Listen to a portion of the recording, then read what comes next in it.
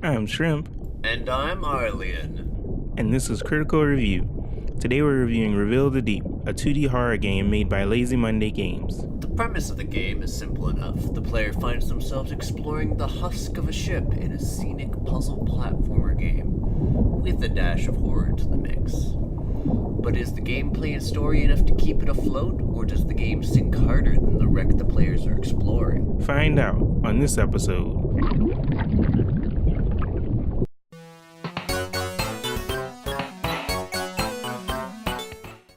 To start things off, the controls for Reveal the Deep are incredibly simple and responsive when it comes to movement and jumping. The only real exception to responsiveness comes with the use of ladders, which do railroad players to either going up or down. No sitting in one spot leisurely deciding what to do next. But that's fine, since this game moves at a more scenic pace than other platformers, which might have you frantically running around. Hiya there, Rayman.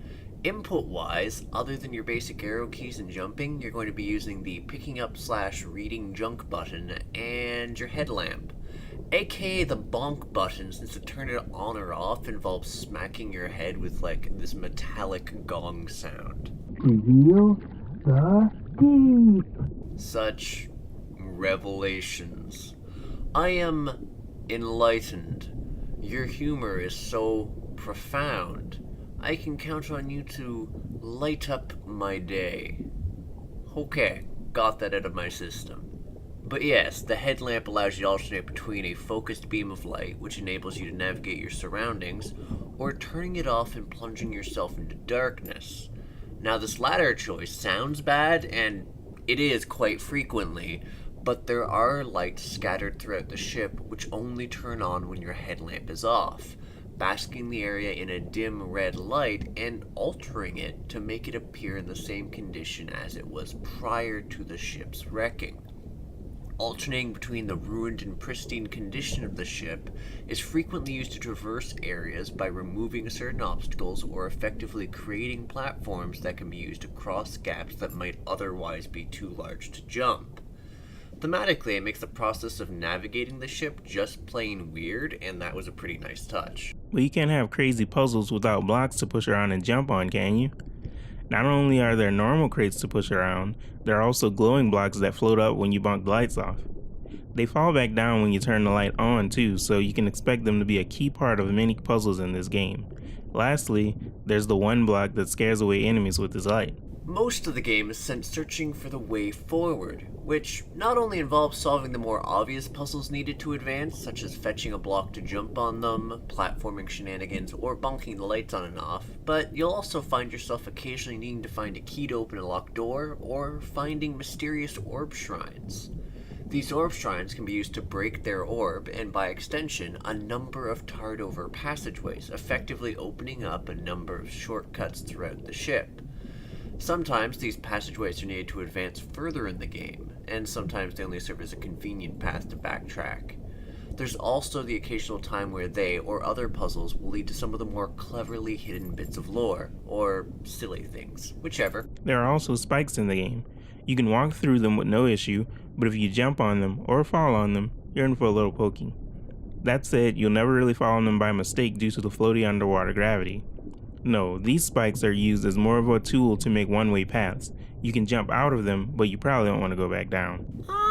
Unless you're me. I kept jumping on them like an idiot. Still, they're introduced in the second part of the game, so you should have a fairly good grasp on how platforming and other bits work by this point. On the other hand, what will likely kill you if the spikes don't is the introduction of enemies. Starting from the same level as the growing array of pointy objects is our introduction to the tar monsters, which will happily rush towards you when they're in darkness and knock your butt back to the last checkpoint. Thankfully, as I learned vis-a-vis death via spikes, checkpoints are fairly frequent and it seems to save all of your progress puzzle-wise, so even if you die, there's not a huge worry about backtracking and having to redo everything from scratch. Which is good, since whilst you can scare the tar monster away by shining a light in their face, they have a major fondness for rushing at you from both sides to give you tar-scented homicide hugs. This, in tandem with their presence in a few push block puzzles, can lead to some slightly frustrating moments of pushing and then wildly swinging your light backwards to ward off oncoming critters so you can get a few more moments of pushing in. That wasn't frustrating at all compared to when an enemy snuck up and killed me while I was reading a lower note. The enemies also had a habit of ending up under you when you made a certain blind drop. Aside from those situations, the enemies kind of distract from the scariness of the game, since seeing them flee in terror from your massive beam of light is fairly empowering.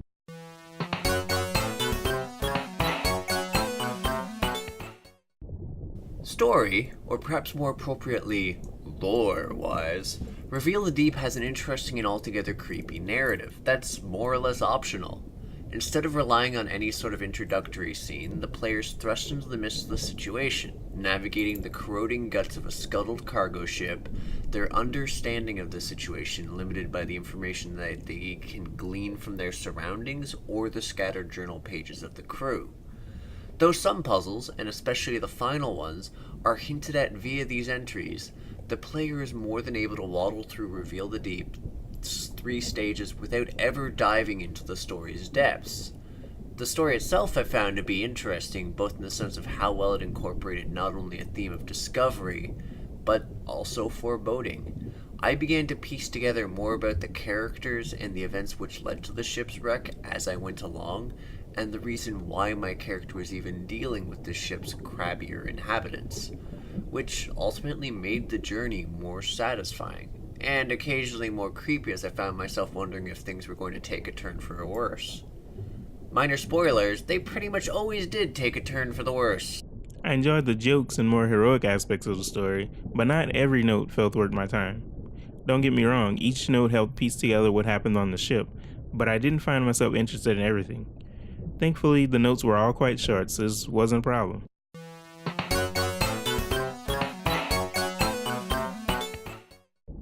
Reveal the Deep is a pixel art game, and most of the visuals are parts of the sunken ship. There's tons of blue and gray since it's a metal ship underwater, but there's also about 4 characters you get to see, and half of them are fun to look at. The main character even has turning animations, pretty rare in 2D games I've played. You can even make him dance. No, Shrimp. No. Anyways, let's see. So there's the main character, there's the adorable crab, and then the shadow dudes who come in small, medium, and extra large variety. Animation-wise, I found them all pretty neat, especially since there were delightful moments such as when you first encounter one of the shadowy creatures emerging from the petrified remains of, well, someone. Or that goddamn jump scare. Oh, and the parallax scrolling background was very beautiful at some moments. Slowly rising to the top of the ship as things slide into view was almost breathtaking. Altogether, the game's pixel art is fairly nice, and the graphical aspect was only made more impactful by the way the game handled its lighting mechanics, and the way it served to transition the player between the ship's ruined state and its former glory.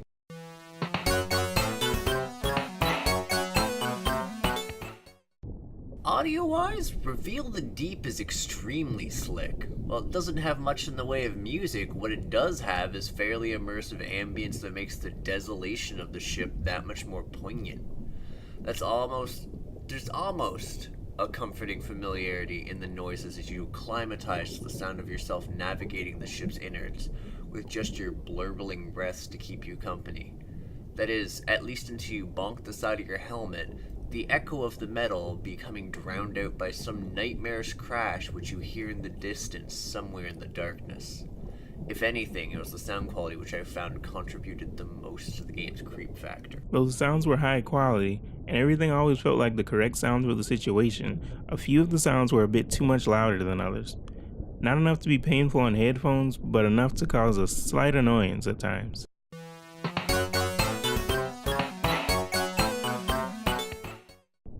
Overall, with such a low price, this game is worth picking up based on art alone. The puzzles are just challenging enough to be fun, aside from 1 or 2 I got stuck on, but as a horror game, it was barely scary at all. I'm pretty much a baby when it comes to spooky stuff, and aside from the first jump scare, nothing really got to me. This game isn't going to leave you creeped out even if you play it at night.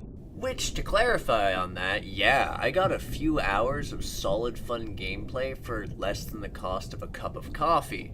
Whether you intend on dabbling in it for a bit to see what we're talking about, or take the plunge and try and finish it in one sitting, I found it to be delightfully atmospheric and a clever puzzle platformer, which happens to possess a general sense of creepiness to it. Moreover, it's not the sort of horror game that relies upon an excess of violence and gore or jump scares, though there is at least that one jerk of a jump scare, instead relying more on the tension it builds up and its distinctly unsettling sound effects. As a final thought, I don't really like horror games or puzzle games, and I still enjoy this game. I'd recommend it for just about anyone. Likewise, I'd highly recommend this game, though I enjoy puzzle and horror games unlike the Shrimpsicle here. That said, I do look forward to seeing what developer Lazy Monday Games chooses to work on next if this game is anything to go by.